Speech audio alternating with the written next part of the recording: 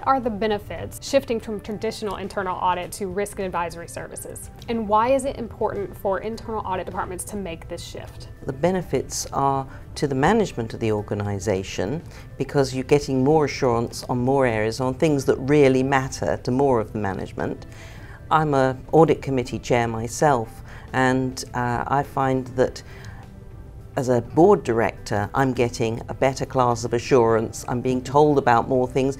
It all fits together because the risk registers and frameworks and the assurance frameworks give you a complete picture. It's not like people are throwing out all the jigsaw puzzle pieces onto the committee room table and saying, sort it out for yourself.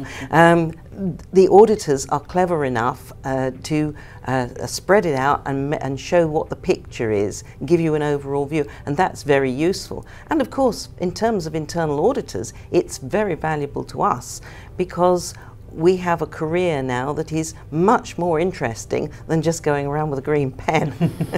There's a lot of different firms out there that provide audit services that could probably do the internal audit function. So you have to show what is your value to that organization and what you can provide.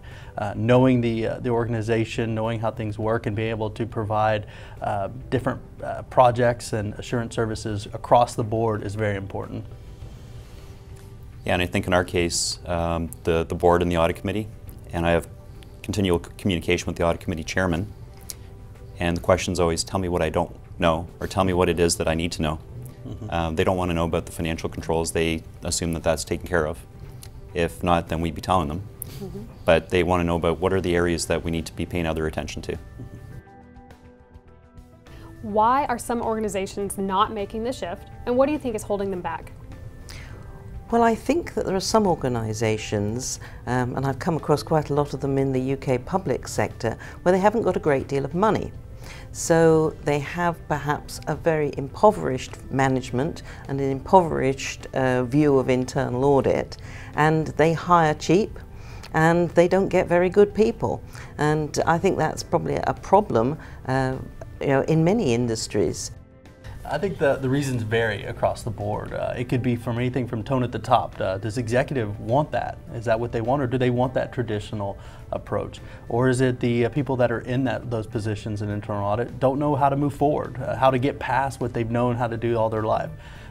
There could be all kinds of reasons for that, but a lot of it is through education, through the IA and other guidance and things that come out there, and training to show how you can move forward into that new internal audit role.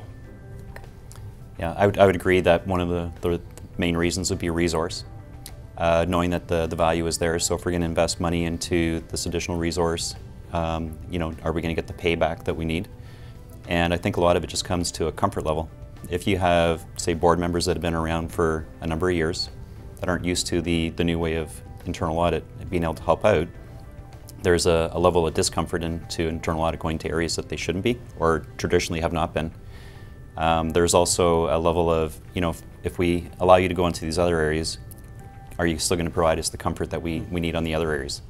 And so there's a little bit of discomfort in terms of, are you going to kind of take your eye off the ball type of thing.